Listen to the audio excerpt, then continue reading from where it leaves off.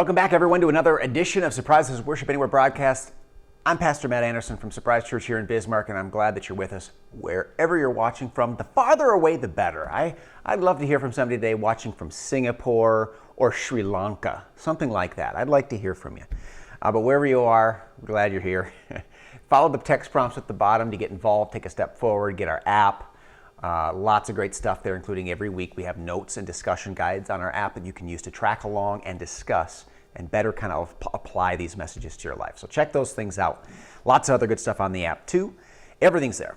We've been in a series right now called Why We Serve.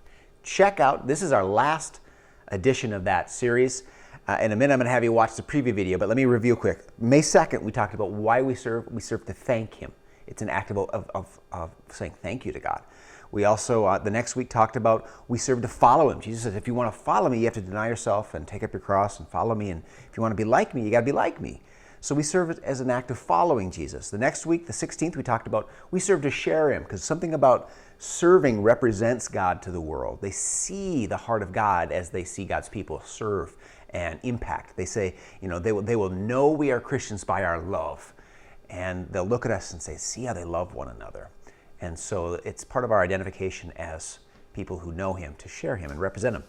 Last week we talked about we serve to enjoy Him. There's a joy that comes out of serving for the right reasons. There's a joy that we are able to savor Jesus by serving Him, that you don't get if you just sit there and think about Him. It's the doing something about your faith that can bring a unique kind of joy. And this week we're going to end talking about we serve to rest in Him. We serve to be at peace and rest in Him. And it's going to sound like a paradox. Watch the preview and we'll dive into it.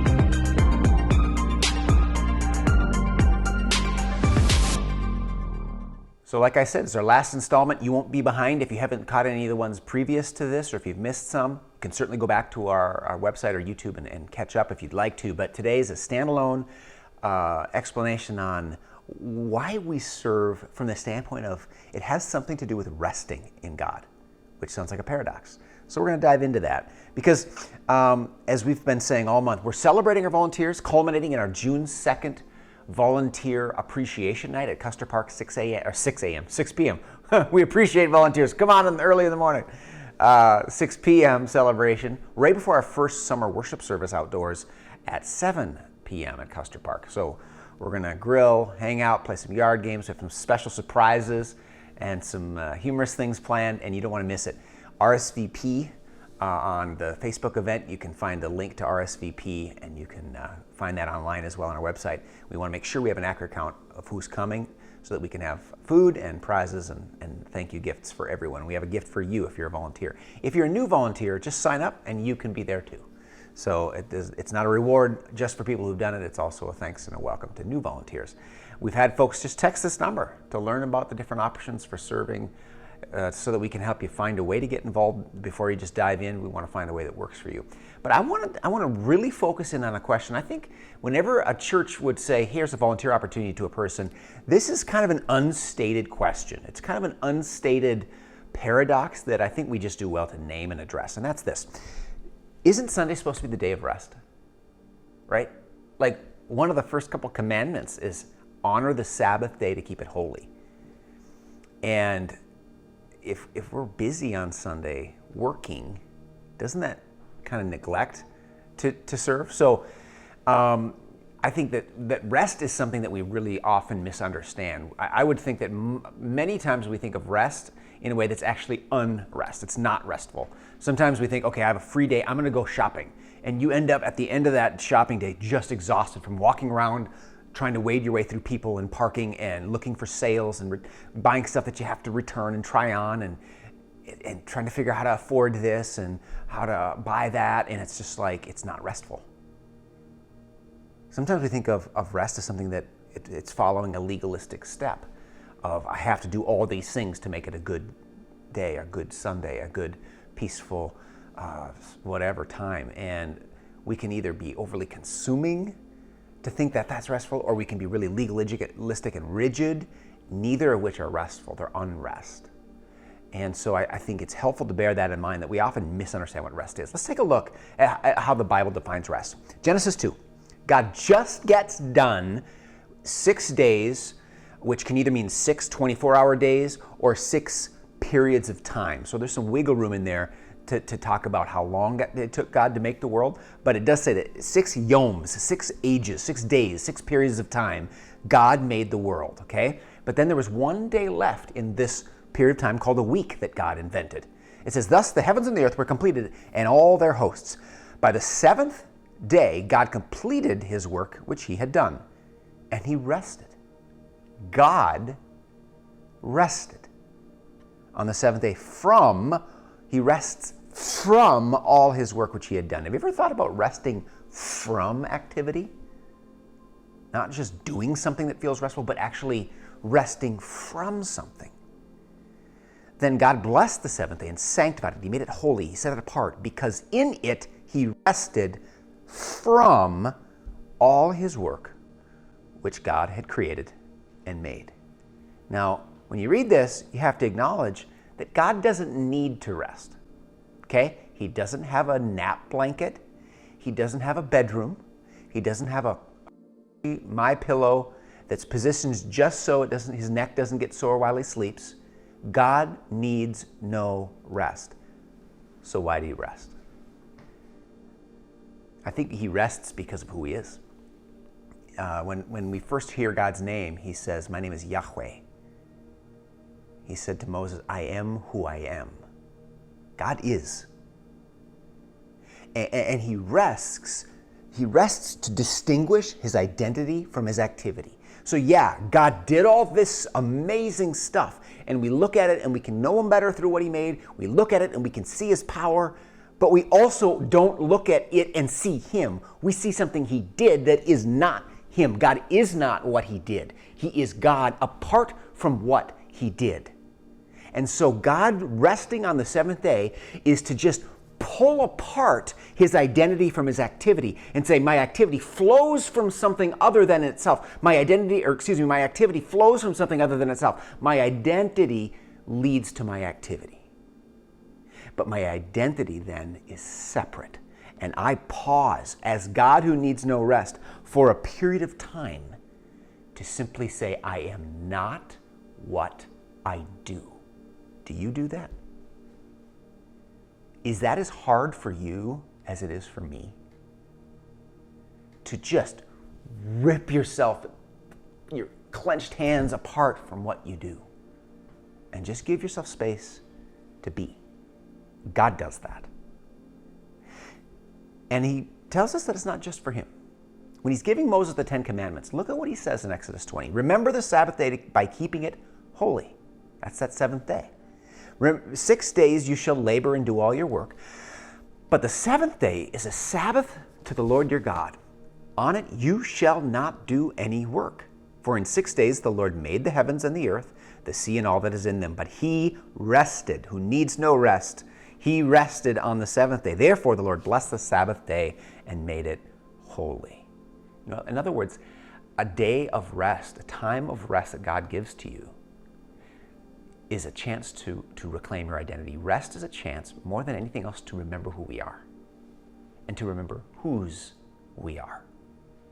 We were made by a God of love who sees us as more than our activity.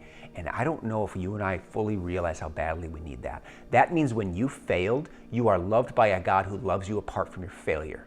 That means when you've succeeded and things are going pretty good, you don't need to worry about losing it and losing yourself. You don't need to worry about a bad season or a bad day. You don't need to have an inflated sense of yourself above others because God sees you and loves you apart from your activity. If you lose function because of health, if you're aging, if you're injured, if you're ill, God sees you as sacred and precious apart from your activity. The only people who want to be defined by their activity is people who think that there is no more to them than their activity. And so they want to rest on what they've done that's good, and they want to either avoid, hide from, or cover up what they did that isn't so good. And that's a miserable existence. No good parent would want that for their kids. And God doesn't want that for us. So he gives us rest as a gift to reclaim our identities. So then that brings up the question, doesn't it? Pastor, I thought this was a sermon about volunteering, and you're telling me to do nothing on Sundays, right? So is this kind of church self-suicide where we're just being like, yeah, we are just trying to make people not show up and not do anything? Not necessarily. Not necessarily. Instead, we want to see Sundays and worship day as a day of rest that doesn't just mean lay down on your couch and stare at the ceiling all day. Of course we do things. Of course a person who's got a baby in their arms is going to feed the baby. There's things that happen, but it still can be a day of rest that we take advantage of the gift that God sets aside. And volunteering can be a part of it. We're going to talk about why and if that's possible. Here's what happened when Jesus was teaching. It's interesting how many times Jesus they try to trap Jesus on the Sabbath day. They try to find him doing things and then say, see, he's breaking God's commandment about doing things on the Sabbath. And so they try to discredit him. So they were always trying to trap him and always trying to expose him sinning on the Sabbath. And so as we watch Jesus respond, we do get a better picture of what the Sabbath can look like in our lives. And if I work all day Sunday, like I'm at a gas station, I work all day Sunday, I think God gets that and can say, well, when is your Sabbath? Maybe you take a different seventh day of the week and pick a different period of time. So I mean, if you're a doctor, if you're a nurse, if you're doing things that have to happen on Sunday for your job, that doesn't mean you can't have Sabbath. It doesn't mean that you're robbed of Sabbath. It just means that God wants to give you that gift, and we want to fit it into our lives. Luke 14, it says, one Sabbath, when Jesus went to eat in the house of a prominent Pharisee, these are kind of legalistic religious leaders, he was being carefully watched. They were looking to trap him, to see him fail. There in front of him was a man suffering from abnormal swelling of his body. Jesus asked the Pharisees and experts in the law, is it lawful to heal on the Sabbath or not? But they remained silent. So taking hold of the man, he healed him and sent him on his way. Then he asked them, if one of you has a child or an ox that falls into a well on the Sabbath day, will you not immediately pull it out? And they had nothing to say. They didn't say anything because whatever happened, they were going to try to use it against him. If he did nothing, they get to say he doesn't care about people. If he does something, they say he's breaking the commandment on the Sabbath. And so he turns it back to them, and they have nothing to say to reveal their own hypocrisy. And he says, if you have someone in your family or one of even your animals that is in trouble, you're going to help them on the Sabbath, right? This man's in trouble. He's suffering. And it's absolutely okay to use the Sabbath to bring life to people. Rest, the Sabbath day of rest, in other words, includes healing, saving, and giving life. It's not a day of self-absorption where we can't notice the needs around us and respond to them. It's a day that can include saving, helping, and healing others. Certainly the work of helping others can totally dominate the day, so that's not restful, but that's not what Jesus is talking about here. He's at a dinner party resting, and someone comes that needs some help, and he says, you know what? Sabbath is all about life, and I want to help this guy get some life. So that's a little clue that you can serve on the Sabbath if it's a life-giving endeavor, and it doesn't pull you away from your own needs for rest. Another spot, they try to trap him. One Sabbath, Jesus was going through the grain fields. As his disciples walked along, they began to pick some heads of grain. It was understood that when you're traveling, it's okay to pick some food, some grain out of the fields, just so that you can sustain yourself on a journey. Then, again, the Pharisees said to him, look, why are they doing what is unlawful on the Sabbath? He answered, have you never read what David did when he and his companions were hungry and in need? In the days of Abiathar the high priest, he entered the house of God and ate the consecrated bread, which is lawfully only for the priests to eat. And he also gave some to his companions. So he says, King David, the great patriarch of the Old Testament, had a moment on the Sabbath where he did something that was not supposed to be done according to the law. But he did it because it just made sense at the time. And it was clearly clearly kind of an okay thing. Even though it broke some sort of technical ceremonial law, he and his companions were hungry. And God was okay with them eating and taking care of their physical needs. And it was okay with David to make sure that his men were provided for. Then Jesus said to them, "The Sabbath was made for man, for humans, not man for the Sabbath. The Son of Man is Lord even on the Sabbath." Jesus flips everything around. He says, "I know you're trying to trap me. I know you're trying to make it all about finding the right way to fulfill all the rules, which rules matter." But he says the rules are meant in service to something greater. Rest is a gift for human beings, not a burden for human beings. Sabbath is a gift for us. We were not created in the factory to serve the Sabbath. You're totally backwards, Jesus said. Rest is a gift, not a burden. And if we start looking at it as, oh, what do I need to do? And how do I need to do it? And why do I need to do it? You're not going to enjoy the gift anyway. Just stop right there. If you ever thought, oh, I don't want to volunteer, I don't want to serve, I don't want to do something on Sunday because it's my day of rest, stop and don't volunteer ever at a church or a nonprofit or a soup kitchen. If it's, do I have to? It's a gift. Rest is a gift. And if your rest can include reaching out and touching and healing and helping someone and still be a restful day, then don't do it. But Jesus seems to think it's possible that it can be that for people who are in a healthy place. So if I volunteer on the Sabbath, specifically on Sabbath, let's say that you're pondering or you're currently volunteering at Surprise on a weekend, or if you're a member of another church and you're serving there, the questions we have to answer, I think, are these. How will I meet my and my family needs, my physical and spiritual needs? Because we need, unlike God who doesn't need rest and sustenance, we do. So how am I going to take a day and just let God refuel me spiritually and let God refill me physically? And how am I going to take a day and make sure that my kids have some relief from their burdens and their stressors and their responsibilities, and my spouse or my family? How do I make sure that can happen? If I'm going to serve, which is a good thing, how can I be like Jesus who didn't have to leave the dinner party and just give up his plans for the Sabbath, but he was able to make that a part of his Sabbath? Second, how will I honor Christ as Lord on the Sabbath? Jesus said the Sabbath is for the Son of Man. That's Jesus. So how will I acknowledge that Jesus is the Lord, not soccer, yard work, travel, recreation? Those things can be good. But if someone who doesn't know me watches me, or if I ask somebody who knows me well, does Jesus look like he's my God on that day? And if I serve, am I going to acknowledge and embody that? Or am I going to be doing it for the wrong reasons? Lastly, how will I offer life and hope to others? If you serve just because it's something you're supposed to do, you're not going to have a mindset of someone who is looking to heal, looking to give hope. We have people who just are passionate about serving on Sundays, and they see it as restful and a gift. And when people show up at Surprise, they keep saying over and over lately, they've been telling us that it feels like coming home to family. It feels like being welcomed home. And it's not because there's something magic that we put in our coffee. It's because the people who are doing the welcoming love doing it. It's a gift. It's part of their rest in creating a comforting, welcoming, loving, safe, clean, meaningful environment for others, whatever they end up doing. And so if you volunteer, how can you do so in a way that will allow you to feel like you're actually giving life like Jesus did on the Sabbath, rather than just kind of being drained and depleted? Very important.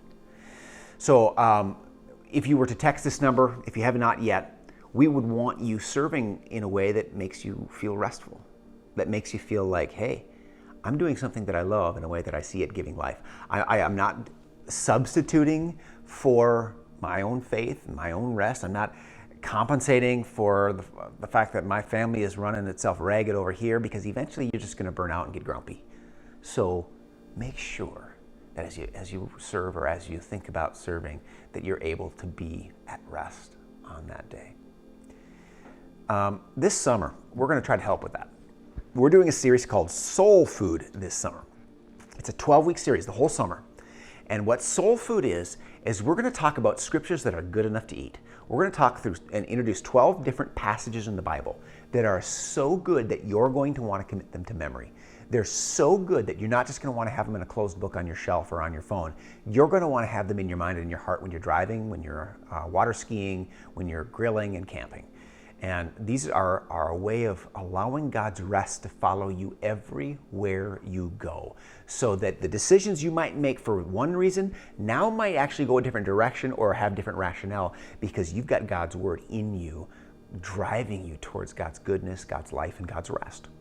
And so that's going to start the week of June 2nd and 6th, the first Wednesday summer service and Sunday service at Shiloh that next Sunday. We're going to start our first passage, and we'll introduce it, we'll teach on it, we'll challenge you to commit it to memory, or at least a part of it to memory. And by the end of the summer, you'll have 12 nuggets of life, 12 chunks of God's wisdom living in you.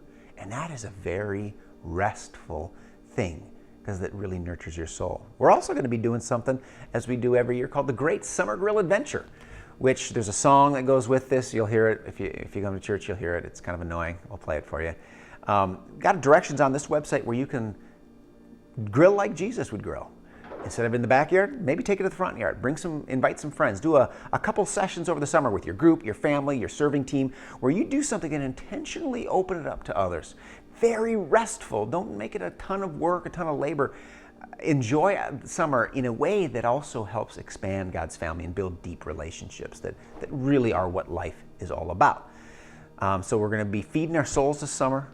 We'll be enjoying our neighbors this summer.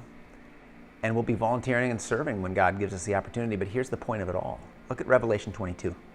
This is heaven, by the way. This is a picture of heaven. It says, no longer will there be any curse. Work was given as a curse after the fall in Genesis 3. Adam worked before the fall, and then he turned away from God, and then God said, your work is going to be cursed now. It's going to feel like labor and grudge work and pain and toil in the dirt. But now he says, there will no longer be any curse. The throne of God and of the Lamb, Jesus, will be in the city. And, look at this line, his servants will serve him. Even in heaven, the ultimate destination of rest, eternal rest, we are called servants who serve. That means it's 100% possible to be at total peace and rest with God, whether it's on your Sabbath day of rest or any day throughout the week, and still find opportunities to give and spread life as it comes into you and flows through you. It doesn't have to be toil. It doesn't have to be a curse. It can be the joy of God's life flowing through you. And so if you haven't yet plugged into Serving Yet at Surprise, text that number. Get involved. And we'll help to find a place for you to praise God, thank God, follow God, share God, as we've talked about in previous weeks, and also rest in God, because he proclaims loud and clear that you are not what you do. Who you are is his child. And that leads to all kinds of activities that are life-giving. Thanks for watching today. God bless you, and I pray that you have a restful weekend, a restful Sabbath, and a fantastic week. We'll see you for our next series, Soul Food.